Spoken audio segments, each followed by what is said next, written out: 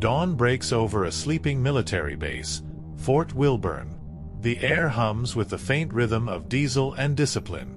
Rows of vehicles line the motor pool like silent sentinels, their metal frames glinting in the early light. Somewhere in the distance, a flag flutters, steady, tired, unbroken. And then, a sound. The clink of a wrench, the cough of an engine fighting for breath, and the soft voice of a man who doesn't speak much. His hands are calloused, his uniform worn, his eyes somewhere else, far from here. This is Hero Without a Name, where forgotten courage breathes again.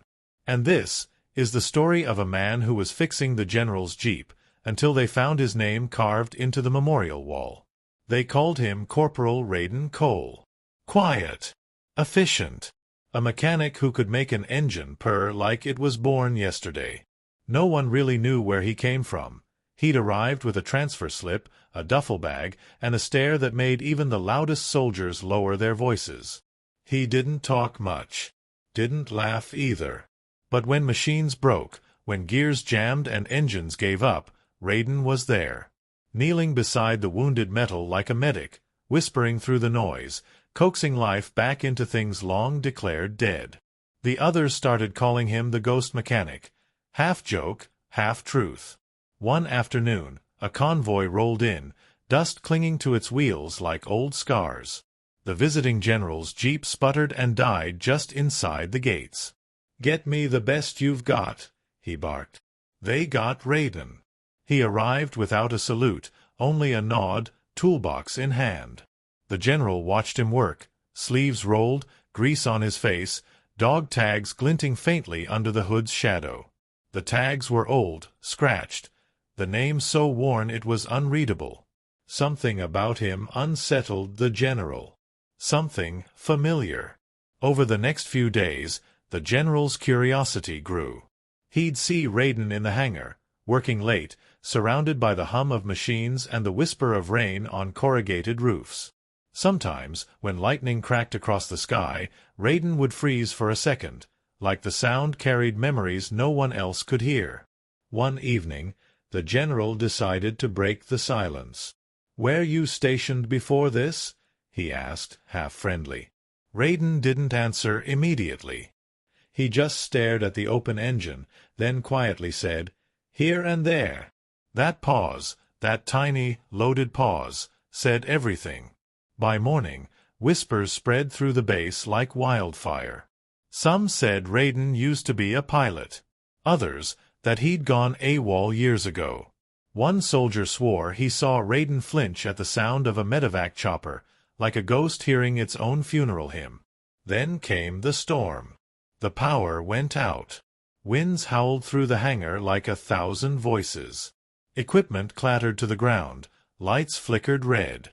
And through the chaos, one figure moved with impossible calm, Raiden. He guided men to safety, secured fuel lines, barked orders with the clarity of a man who'd done this before. Not a mechanic, a leader, a soldier. When the storm cleared, the base was quiet again. But something had changed. The general's aide, sorting through old transfer files, stumbled across something impossible, a record marked classified. The photo was Raiden. The name was Raiden Cole. But the status, Kia, Kunar Province, 2011. Killed in action. 14 years ago. The next morning, the chaplain approached him. His voice was soft, weathered. "You shouldn't be here," he said. Raiden looked toward the memorial wall at the edge of the base, a black slab of names etched in sorrow. His gaze fixed on one line halfway down. "Neither should they," he murmured. And there it was, his name. Corporal Raiden Cole. The base froze.